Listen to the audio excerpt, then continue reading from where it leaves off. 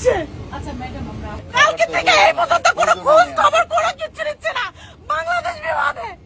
8:30টায় ফ্লাইটের কথা, সেখানে 9:40 এখানে বিমান ছাড়ার পরে এখানে এসে নাগপুরে ল্যান্ড করছে।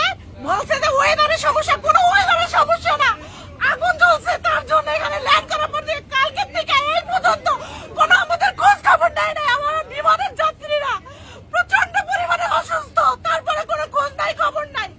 কেন এখন এখানে 2 ঘন্টা কেন ল্যান্ড করবে? কি কারণটা কি?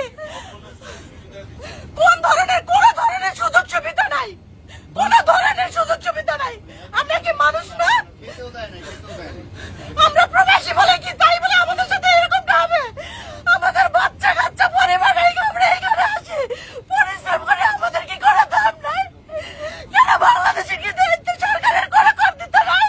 ডক্টর উনিস কি করতেছে? উনি কেন এরকম করতেছে আমাদের সাথে?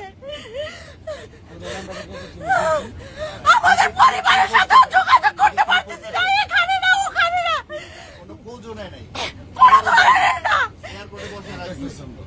বাচ্চা অসুস্থ, মানুষ অসুস্থ, দেখেন আমার অবস্থা, বলে কি অবস্থা দেখেন আমার।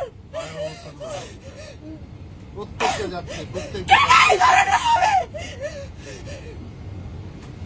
এখানে প্রতিটা যাত্রী, এখানে আমরা গতকালকে ফ্লু করছি বাংলাদেশ থেকে দুবাইয়ের উদ্দেশ্যে BG347। যা হোক, আমি নিজে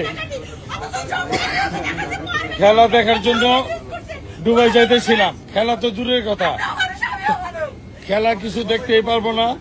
আর ওনারা বলছে যে ওনারা নাকি আমাদের ফুল সাপোর্ট দিছে এই নাক করে না, এটা বলছে, কিন্তু এই যে এটা বলছে ওনারা আমাদের ফুল সাপোর্ট করছে নাকি ওনারা।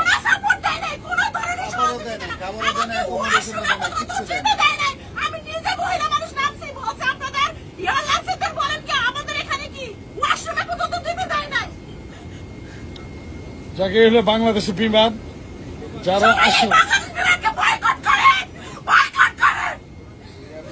বাংলাদেশ বিমান আসলে আমাদের একটা প্রতিষ্ঠান, এবং এটা আমাদের জন্য, আমাদের বাংলাদেশের জন্য একটা লস্ট প্রজেক্ট। এখানে যারাই আসে তারা দুর্নীতি করে টাকা কামায়, টিকিট পাওয়া যায় না, টিকিটের দাম অনেক, তারপরে সার্ভিস তো নাই। এদের বিরুদ্ধে আমরা বিচার চাই। এবং এই উপদেশটা যে থাকো তুমি, তোমার উদ্দেশ্য করে একটা কথা বলতে চাই যে তুমি এটা তাড়াতাড়ি তদন্ত করে দেখবা। কারণ তুমি যত বড় উপদেষ্টা হও, তুমি তার আমাদের উপর দিয়ে না, তোমার মতো উপদেষ্টাদের দেখার মতো ক্ষমতা আমাদের বাংলাদেশের জনগণের আছে। আমরা যে কোনো সময় তোমাদের মতো যে কোনো উপদেষ্টাকে দেখতে পারি।